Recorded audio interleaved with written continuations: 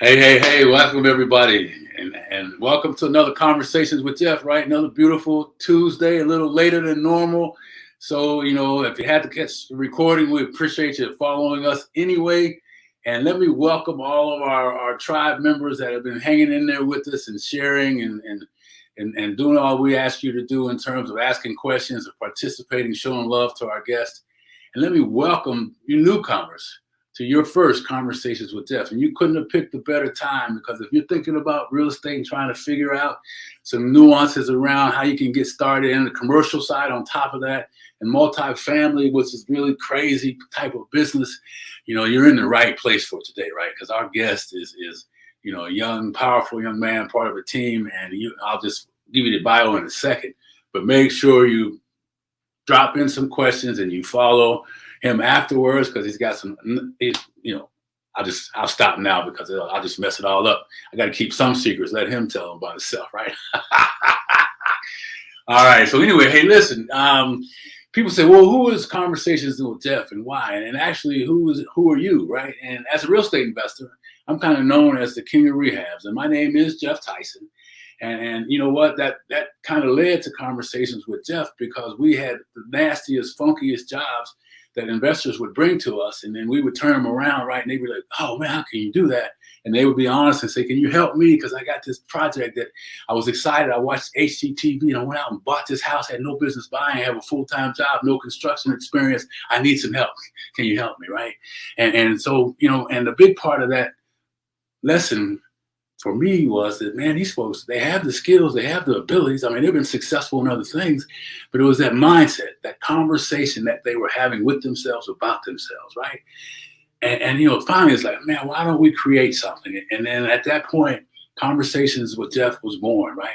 And our mission is to empower, encourage, and inspire people to take that next step, right? And pay attention to the conversations that they're having with themselves, about themselves, right? And how to change it. I was talking to a guy, just before the show, because I was out looking at some projects, and he was like, man, every day, my life is like flipping a coin. I look at my mindset like flipping a coin. It's either heads or tails. So I'm either going to be funky or happy. My attitude's going to be in you get it, right? So I tell you, I encourage you to say to yourself, which way do you choose your day to be? Which way do you choose your day to end, right? Are you going to take everything that you allowed inside to bed and sleep with you? Because we know what happens with that. That just fuels the subconscious mind. Or are you going to try and reset before you lay down? And if not, make sure that you do something in the morning to hit that reset button, right? Because that's the best thing we can do, is we can start over again. Right? I mean, think about that. And it's, it doesn't have to be a sophisticated program. It could be as simple as when your feet hit the ground, say, all right, here's another day. I'm going to do the best I can today. And I'm going to guard myself from all the distractions, we'll use that word, that we can all get sucked into, right? I mean, I'm looking at some notes because I really don't want to take too much time on this subject. But you guys know me, and those of you that don't, I'm always going to give you a little challenge, all right? Before we bring the speaker out, I want you to think about a couple of things and do this and after the show and all through the week until the next show. And then one of them is this. There's a lot of things going on, we can't control, from the political perspective to, things happening outside of our country and our own communities. And I think a lot of times, if you're not careful, you can be frozen by that, right? And then you don't even realize it. I mean, all of a sudden, that energy and those aspirations we had are kind of tied up, because all we're running around and being fueled by all the negativity and all the other things that are going on. So I challenge you today to think about this. I believe that there's no better time than now, right, to step in the middle. I believe that more people than ever are realizing, hey, I don't have to be way over here, or, the polarizing that's happening. I don't have to have that anymore. There's another way to live. And we are more alike than different, right? We are more alike than different. So I ask you today, as you join us in this show, make sure you show some love to our speaker. Tell us who you are and where you're from. And the conversation, although you're not in front of me in the audience, you are in front of me virtually. And so we're going to act like we're in the same room together and we're looking at each other and we're slapping high fives. So let's shake it up, right? Because it's almost time, baby. So here we are. I'm just going to give you a quick overview. Our speaker is a very successful real estate investor in the commercial side. He's also a best-selling author, real estate investor, and serial entrepreneur. I love serial entrepreneur, right? Some of the stories that they can tell you will blow your mind, right? And he's committed to helping maximize the return on life, right? He's also a co-founding partner of Invictus Capital, a multifamily acquisitions firm in the Minneapolis market.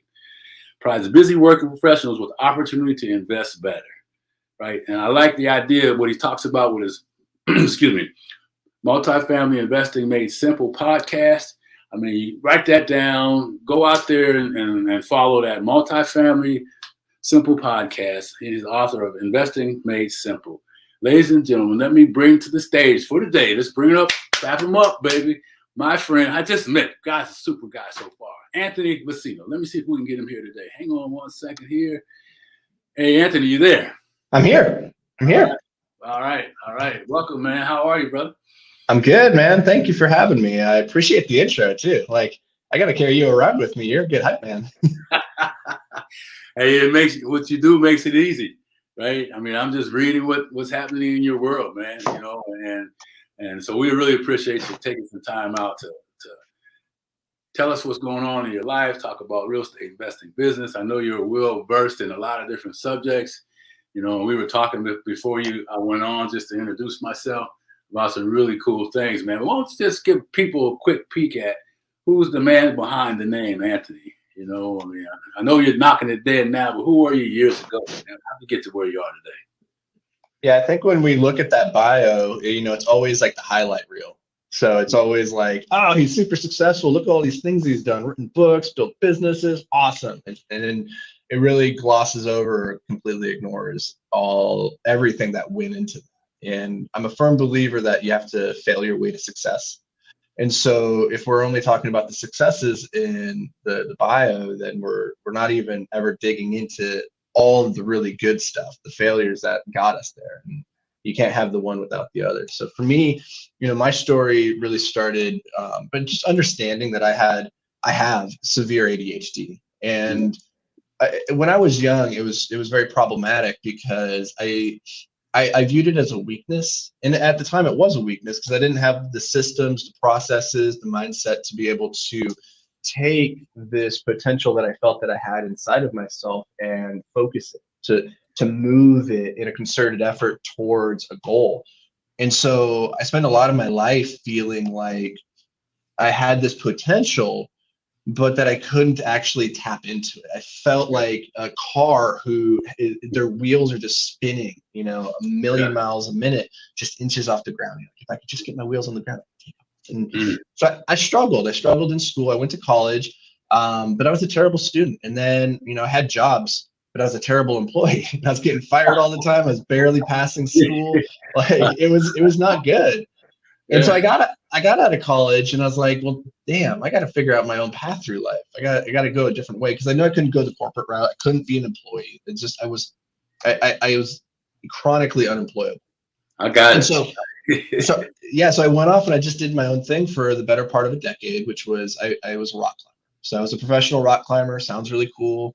But really all it meant is that I slept in the back of a van. I lived in the dirt. I climbed on rocks all the time. And I wasn't making a ton of money, but I did get to spend my time doing what I wanted to do all the time. So that was cool until I tried to marry a woman.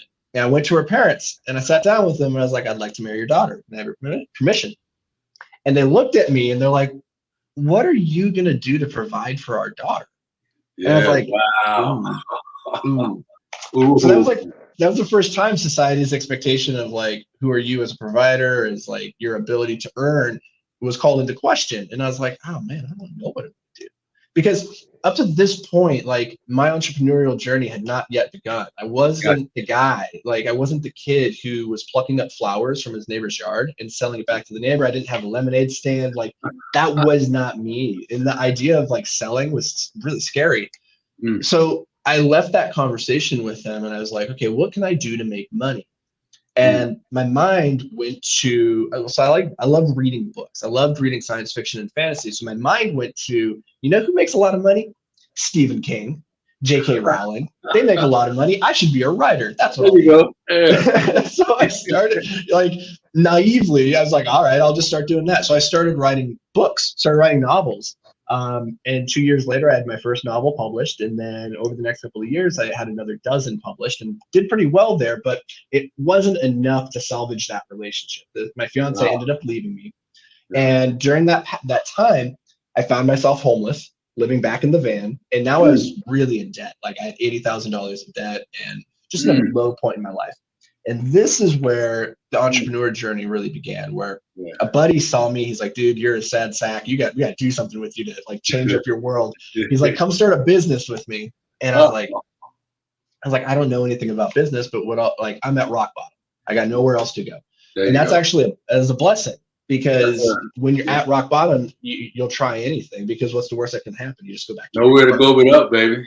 Exactly. Whereas I think people who have like golden handcuffs or even like fuzzy handcuffs in life, where it's like, oh, life is going pretty good. I have a good job. I'm okay. Like you're not suffering enough pain yet that forces you to make a change. It can be a lot harder. It's a lot harder to break out of that. So I was rock bottom. I had nowhere to go. So I was like, let's try this business thing. We started a window washing company. And in short order, I realized, holy crap, I love entrepreneurship. I love building a business. I love marketing. I love building a product. I love delivering it, everything about it. And for the last decade, like that set me off down this trajectory that over the last decade, I've just been building, exiting businesses left and right. I got into real estate in 2012, and that's just kind of a business that I've been doing ever since, and I love it. But it's just one aspect of like, what I do. And it's whether it's real estate or it's just entrepreneurship or it's just trying to, again, continue tapping into this potential that I feel I have inside of me, which I think a lot of people resonate with. Yes, sir. That's the path that I'm on. So tell me about, I just got to ask, because, I'm like, my hair windows, my thing is skyscrapers swinging from the what do you call those things, wherever you're hanging out the window and cleaning 20, 30 floors up. Did you do those type of window cleaning stuff, or local, or? So we did. So remember, like, we had a unique advantage, which is that we were rock climbers and we had rock climbing buddies. And where I was living at the time was San Francisco, which has a very seasonal window washing period. For 6 months of the year, it's really foggy and rainy, and so nobody wants their windows washed. But then for the 6-month window of time when the sun comes out, like everybody's getting their windows washed, which worked really well with the cyclical nature of rock climbers' schedules, which is they want to be on the road for 6 months, and then they have to earn some money for 6 months. So my buddies would all come in, they'd make a ton of money, we'd get them on ropes, get them on ladders, and we would do some big buildings. But what I found was where the real money was on the residential side. In San Francisco, if you can imagine, all the houses are really narrow but really tall. So they're all like 3-4 stories, and nobody can wash like 3rd and 4th story windows, but we could get up there really easily. So that's where we made our niche. Oh man, that's interesting. I can see that. I mean, and even in the suburban areas where there's large, big houses, need windows cleaned. So I get that. So now I got to ask this question. This is probably unrelated to everything you said so far. I'm an American Ninja Warrior fan, right? There you go. A lot of those guys are rock climbing stars, right? Grips that can squeeze an iron ball and all that. Now, do you ever think about doing that at all? American Ninja Warrior. What's interesting is one of my businesses is a manufacturing company that pretty much, if you ever wanted to build a climbing gym, whether that's a commercial climbing gym or an at-home gym, like we make all the materials that you need for that. So hardware, climbing holds, wooden training implements. And so we're actually one of the largest providers of wooden training implements for events like American Ninja Warrior. And I'm good buddies with, I don't know if you know who Isaac Caldiero is, but he won American Ninja Warrior this was almost a decade ago at this point. So I run in those circles, but I've never personally done it, but it looks like a ton of fun. Yeah, man, my wife and I are big fans, right? I mean, and ladies and the men, I mean, it's just amazing. So anyway, I get off on those tangents sometimes. But here's what I'll say about American Ninja Warrior, right? Is that a lot of people struggle with fitness and with their health. And it's because, it's like, I don't want to go into the gym. I don't want to lift weights and get on the treadmill, blah. It's like, it's a workout, right? If you could make a workout fun though, and get the workout in without even realizing it, Like Yeah. that's the trick to having like prolonged health. And so I think American Ninja Warrior and rock climbing, these are great ways to do that because you get a workout without even realizing because you're so locked in and having fun. I love that, and then they look like they're having fun even when they're crashing down after all the training and they only get 5 seconds worth of competition. They're Yeah. still smiling. So, I mean, just thank you for that message because we oftentimes neglect the health and then we want to make all this money and have all the success and then we're not healthy enough to enjoy it. So thank you for making that point.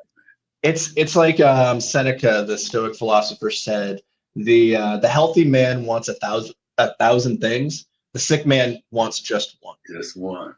And right now, like depending on where you're at in your life, if you're trying to make money, you're trying to get out of a bad situation, I get it. I've been there, but don't sacrifice your health. It's the one thing that is not worth selling because you'll never get it back once it's gone. And it's the only thing that at the end of the day truly matters. Yeah.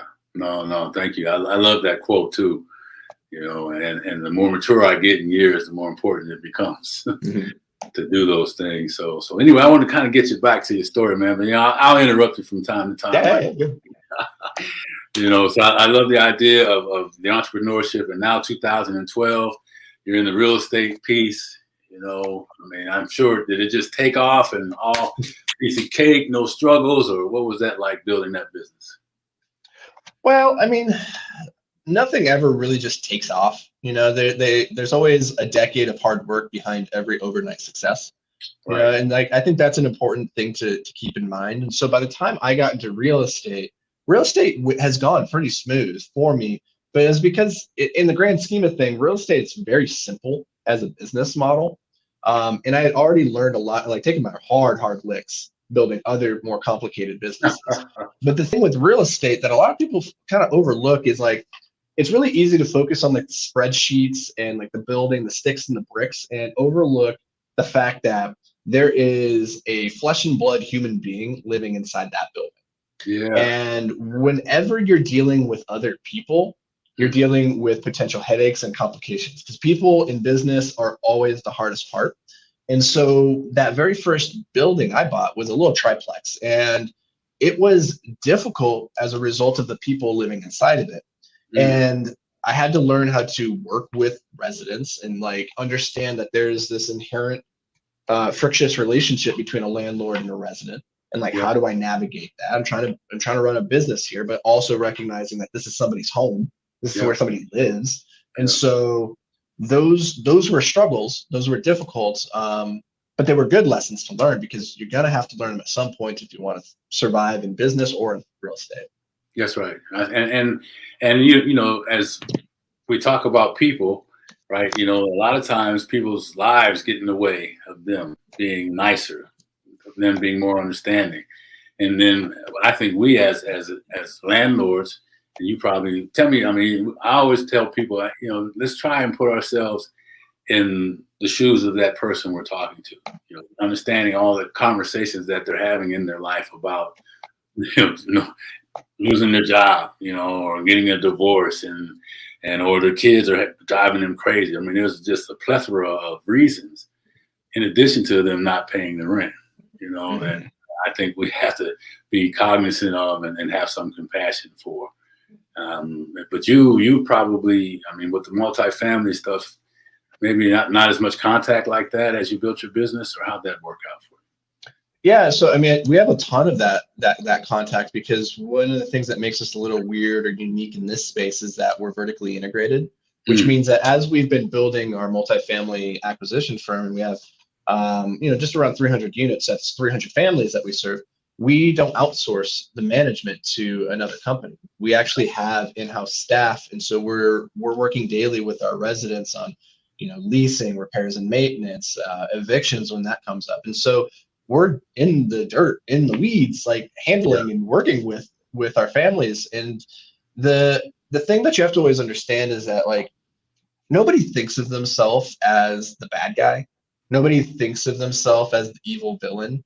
And so in any interaction that you have with somebody, like they have good reasons in their minds for being the way that they are and thinking the things that they do. Right. And then you could expand this out and say, this is the difference between, Republicans and Democrats, like one is evil, the other's good. Like, Yeah. no, like everybody has well-founded reasons for believing what they believe. That's And right. it's your job to try and understand. No, it's not your job. Full transparency, you don't have to do anything, right? Like, you can choose to be upset with the people around you, Yep. Yep. but that's not going to help you move forward, right? Like, That's happiness is a choice. Understanding is a choice. It's not That's right. easy, but it's in your court. And so if you can understand or try your best to get to the place where you can see the world through the other person's eyes, one, that builds compassion. And now, instead of you guys being at odds, you guys can stand shoulder to shoulder and look out and try and find a solution together. Sometimes you can't, right? And like, that's life. And you have to find a way to navigate it with harmony in a way so that when you look back at the end, you can listen. Your life is going to be defined by the quality of the relationships that you have. That's right. And that's not just with family and close friends, but it's also with the strangers and the people that you crossed in your life, like just in passing. And so if you're a jerk for the sake of being a jerk, or if you insist on being right, and like the thing that I always think about is, are you trying to be righteous or are you trying to be right? There you go. Right. And like, a lot of times we get on our soapboxes and it's like, we just take a stance out of principle. Yep. You're like, oh, you owe me this and you're a jerk because you didn't do that. And like, you're making my life more miserable. You don't blah, blah, blah. And it's like, if you operate from that position, then you're always going to be reactive. Yes. And other people are going to have control over your quality of life. But if you just come to it and say, listen, like, I see the problem from your situation. I see where you're coming from. Like, because honestly, like, if you just dig back into your own life, you probably have some way of connecting. Yes, sir. You probably had a relationship with a landlord who was a jerk. You've probably been short on money at some point. You probably looked at gas prices at one time in your life and thought, oh my God, I can't afford that. Right. Yeah. And so if you could put yourself in the shoes of the person who's across from you and whatever they're experiencing, like, it goes a long way. Oh man, it just like you said, just diffuses everything, because people, they want to know that you understand them, that you hear them, and if you take that mindset, which it sounds like you practice, you have a lot better results. And I'm sure you have tendency to like to stand there, stay in your places longer.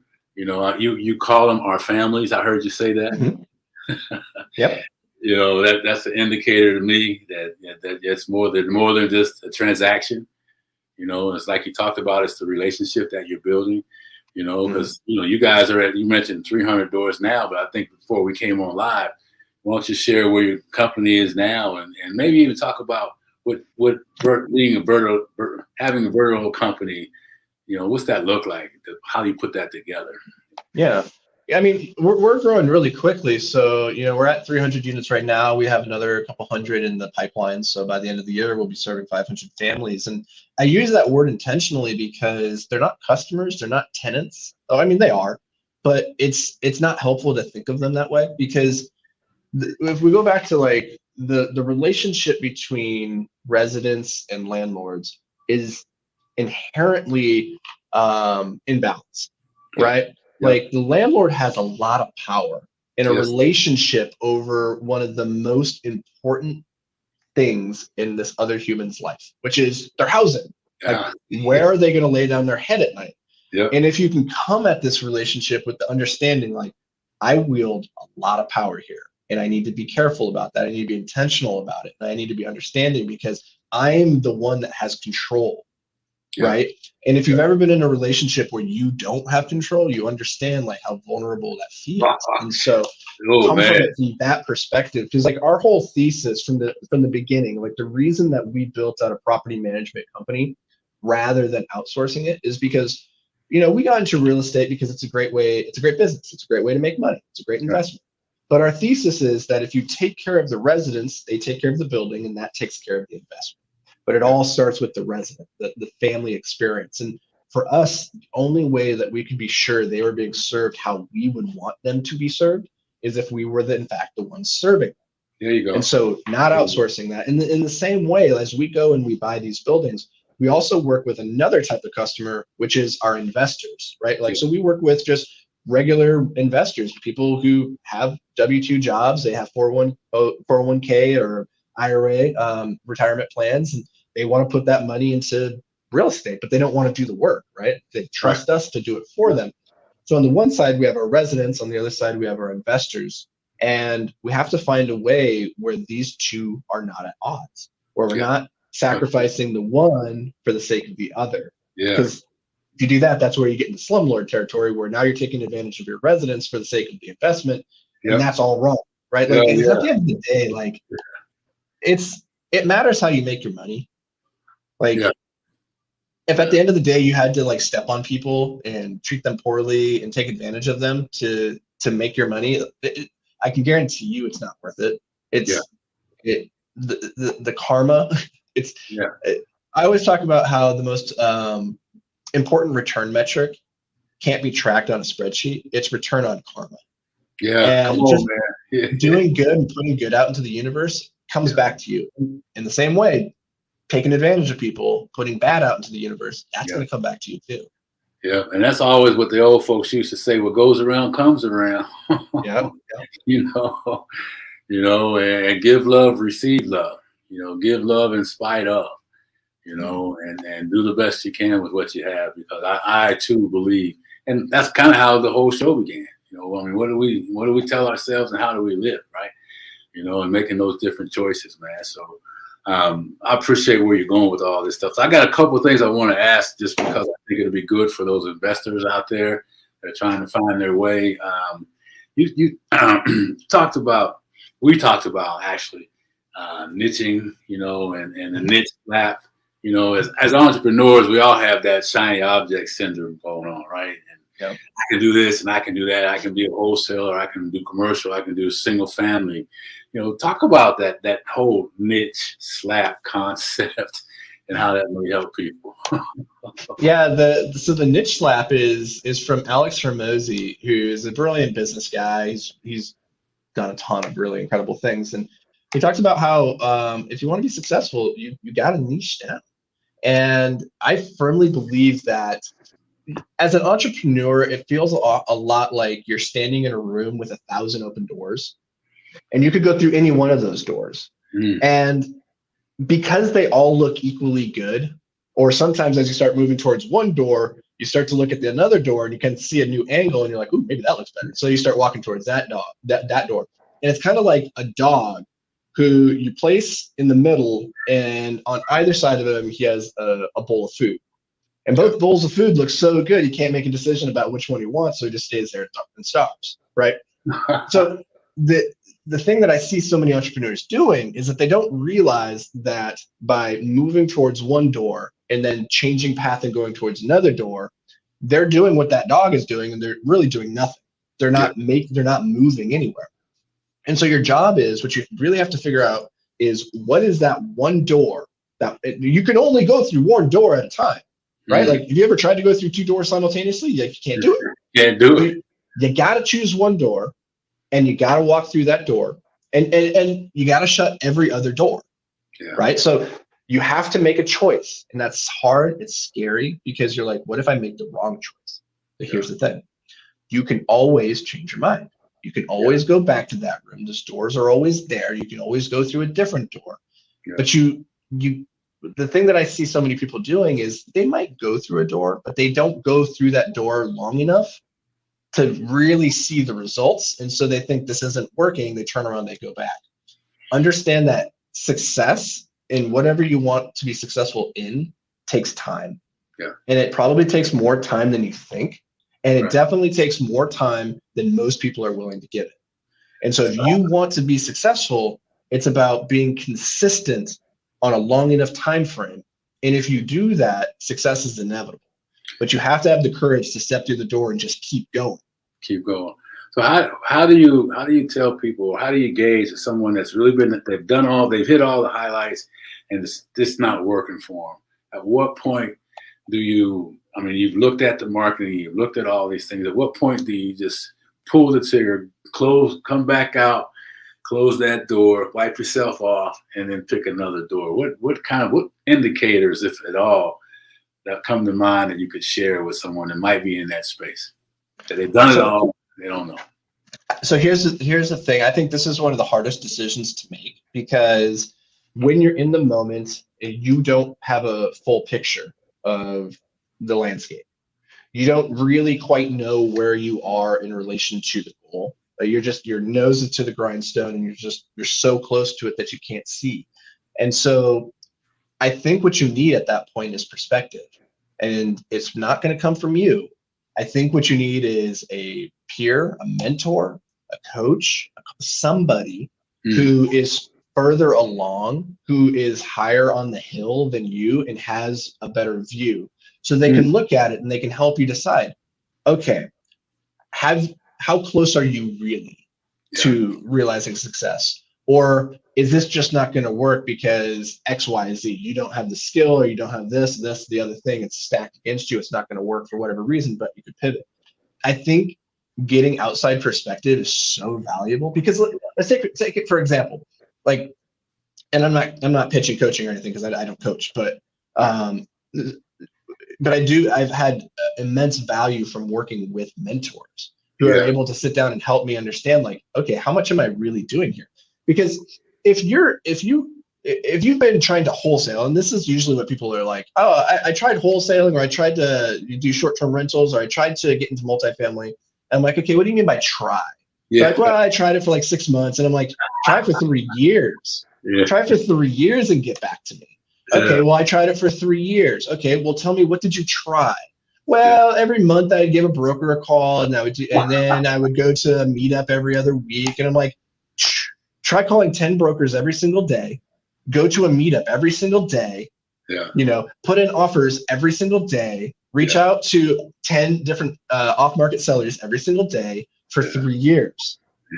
And then come back to me and say it doesn't work. Okay, and then we'll have a conversation. If at that point you're still doing it, it's not working, it's like, okay, maybe let's have a conversation. Maybe it's time to pivot. Right? Because people vastly underestimate, in my experience, people vastly underestimate how much work it truly takes to become successful. Yes. And so it might feel like you're working very hard right now, but that's not the level that's required for you to succeed. It's like a kid who's like, I want to be in the NFL, so they're working out really hard. Cool. But they're still not working out as hard as the guy in the NFL is. That's right? Because they don't have the capacity yet. Some 16-year-old doesn't have the capacity. That's okay. They need to build it, and they need to do it over a long enough time frame consistently, and then they can get there. But it's hard. But how you describe it is so true, because that person, that if they went out and did what you suggested over 3 years, their business would be just 10x. I mean, 100%. That's what it takes. I mean, those are the things that done over time you get better at, and done consistently they're gonna get results. And so I love how you position it to where, so it gives them something to think about. Well, I tried this, and then I did a marketing campaign, and I spent $5, and I did it once. Yeah. I mentioned niche slap comes from Alex Hormozi, and he shared this story from his journey, which was his buddy told him, hey, you should try flyers, because he had gyms. And so he's like, you should try flyers. And so Alex was like, okay, I'll try some flyers. So he sent out 300 flyers and waited a couple weeks, nothing happened. So he's like, flyers didn't really work for me. He goes back to his buddy, and they're having a conversation, and his buddy's like, so how'd the flyer thing go? He's like, oh yeah, I sent out a bunch, but it didn't get any traction, so I gave up. I stopped. And the guy goes, well, how many did you send out? He says, I sent out 300. The guy looks at him and goes, 300 a day? What? And he's like, no, just 300. And the guy looks at him and he's like, I send out 10,000. And he's like, that's my sample size, just to see if that's a good. And he's like, and if it is, then I send out another 10,000. He's like, so your expectation of like how many you need to be doing is so vastly different. And that's the thing that I find with most new people trying to get into a business is because they look at, guys that, if you looked at my bio, you go to our website, it looks like it's easy, because we make it look easy at this point, because we've been doing it a very long time. But if you rewound and looked at me in the very beginning, I would make it look very damn hard. So it's like, you can't compare your chapter 1 to my chapter 50. That's the big mistake. In the same way that I can't compare my chapter 50 to Elon Musk's chapter 150, right? That's Yep. we're at different places. That's right. That's right. You know, and so true that it's, I like to, I heard Denzel Washington has done a lot of speeches at colleges, and one of the things he tells them, he said, whatever you're going to do, just know that when you start out, you're going to suck at it, and suck at it as best you can until you get better. Yeah. And so I love how you just made a comparison to where you are to Elon Musk, and he's the richest man in the world by what is it, $219 billion now or something. He's doing pretty good for himself, So, but I used to coach climbing athletes, and it's funny. I coached this girl between when she was 12 and when she was 16, and this girl at the time, she looked at me and she goes, we must have been working together for a couple of years at this point, and she was like, I can't wait until I'm as good as you. And I was like, why? And she's like, because then it won't be so hard. And I was like, what's interesting is that it never gets easier. You just get better. Yeah. And that girl 2 years ago competed at the Olympics for the first time. Wow. The first time climbing was ever in the Olympics, and she was on that first team. Wow. And you talk to her now, and it never gets easier. She works just as hard as she ever did. She's just better at it. Just get better. And so that's the takeaway. And if you want it to be easy, like, you're playing the wrong game, because this game of life, it never gets easier. You just get better. You just get better. And the only person that you have to get better than is the person you were the day before. Not someone else, which will lead you down the rabbit hole. It's who you were before, the day before. So, hey, well, listen, man, we're kind of coming up on closing up this thing. And I do want to tell people how they can reach you and what kind of books you're reading or how they can get your book and talk about Anthony for a couple of minutes. How will we get a hold of you, my friend? I'm on all the social medias. So if you guys are on Instagram, Facebook, LinkedIn, Twitter, I'm everywhere. Just look up Anthony Vicino. If you're interested in what we do at Invictus Capital on the real estate and investing side, you can go to invictusmultifamily.com. And we did write a book. I don't know if you guys can see it. It's behind me. It's called Passive Investing Made Simple. And it's been in the top 10 on commercial real estate on Amazon for the last year. So people seem to like it. If you don't want to buy the book, what you can do is find a way to leave a review for this conversation, or leave a comment, engage in some way, and then shoot me an email, Anthony at invictusmultifamily.com, and say, hey, I left a comment, I left a review, I engaged, I would like a free copy of the book. I'll send you a free copy of the book. That's all you got to do, is you have to engage somehow. Yeah. So those of you that are going to hear the replay on this, because we changed times, normally at 11 o'clock, and we had some Facebook restrictions. I was in jail for some reason. So for those of you that are catching up later on, if you can't get to him, that, please reach out to us. Sorry we don't have his information in the chat, but I think we can try and figure out how to get that in there for the replays. But check out some of his podcasts. He and his partner, Dan, your partner on the podcast. Is that your Dan Kruger? Yeah. Okay. Yeah. They're partners, and they top it up from a perspective, that anybody can gather something from it and take that 30 minutes or whatever on the podcast and go out and do it right away. So, these guys are really about sharing what they know. He's modest, but they're a significant 7-figure business and growing, and he's just really getting started, right? And he's been at it since 2012. So, any parting words, Anthony? Before we wrap up here. One thing is, I think it's really easy to look at somebody in our position and be like, oh, they're successful. And one of the things I encourage everybody to examine for themselves is, what does it mean to you personally to be successful? Because a lot of times people don't stop to think or to come to a conclusion on their own. And so they think they'll take society's expectation of success. Remember when I sat down with my fiance's parents and asked them, they had a very different definition of what success meant than I did. And that caused me a lot of angst at that point, because I was like, well, I think I'm successful, but they clearly don't. And there was this mismatch, right? And so wherever you're at in life, don't just look at me or Geoff and say, I want to be successful like you guys. Like, define it for yourself. What's success really look like? And, you know, a lot of times the things that people focus on is money. And I'll tell you, like, money is the most inconsequential, and money is important. It solves all your money problems. But health, your relationships, your family, Yeah. like, it's much more important to be successful there than anywhere else. Yeah. For me. Maybe it's different for you. Well, and I agree. You know, it's interesting you say that, and thank you for sharing that. You know, there was in our group, Transcending Lives of New Real Estate Investors, or in Stronger Together, there was a quote about what does success mean to you, you know, as an individual, and what does it take to get to that success piece. And one of my coaches, he always talks about is being the biggest giver and the server in the space you're in, you know, that helps people long after you're gone. Right. And so I see that, you know, as part of your path as you continue to, you know, blow it up in Minneapolis and do great things in your business, man. So I really appreciate you taking the time, and I may do the same thing and get me a free book. No, I appreciate that. I do plan on getting that because I like things that are made simple. You know, and I learn better that way because I truly get it about the ADHD and all those things, and that's your superpower, my friend. So clearly, I appreciate that. Thanks, Geoff. Yeah, you're welcome. So listen, thank you so much.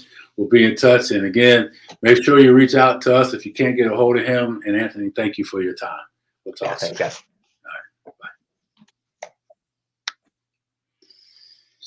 Hey, all right. So listen, you real estate investors out there, you guys got to get his stuff. I mean, you know, they talk about, you know, I know a lot of us are single family folks, but wanting to get into commercial, right? And I'll have some money in the bank that you want, you know, or taking it back from the stock market now, and you want to deploy it somewhere else.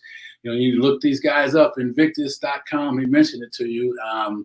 And you know, what better way to learn from and then earn from somebody that's out there doing it, and it obviously is serious about helping you learn how your money works and how you can also grow your real estate, commercial, multifamily business, right? So do check him out. And if you can't get a hold of him, let me know, and then we'll be sure and track him down. And hey, listen, time to wrap it up. Appreciate everybody. When you get the replay later, make sure you hashtag replay. Drop some comments in there on that. Again, apologize for the time change. We'll be running it where you normally look for it. And please, please, please show some love to our speaker. Make sure you're sharing this. You're doing all the things that we can help grow this community.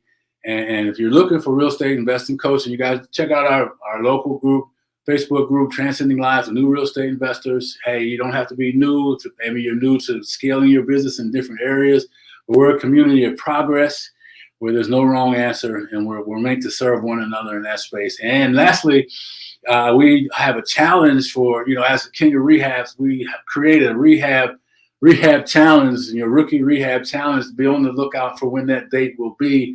It is going to be in July. I just didn't get the right date, and I don't want to mess it up. I've been known to do that, but stay tuned. Free 3-day challenge, and it's going to be the power of the bridge. How and why? What does that mean for that rookie rehab challenge? And we didn't talk about it, but he and I talked about it, Anthony and I, before, and it was about why do people pay for it? What do people pay for when they invest in someone to guide them? And it's the certainty, the speed, and the ease of growing and learning. So be on the lookout for that, and appreciate everyone showing up. Make sure you're sharing this, posting this, and all the locations. And bringing people to the next meeting. Conversations with Geoff is about empowering, encouraging, and inspiring folks to make that transformation. We believe you can do that. Stay away from being polarized, right or left. Find yourself in the middle, baby, and let's make some things happen. All right? So again, thank you everybody for showing up, and we'll see you later. Talk to you soon. Bye-bye.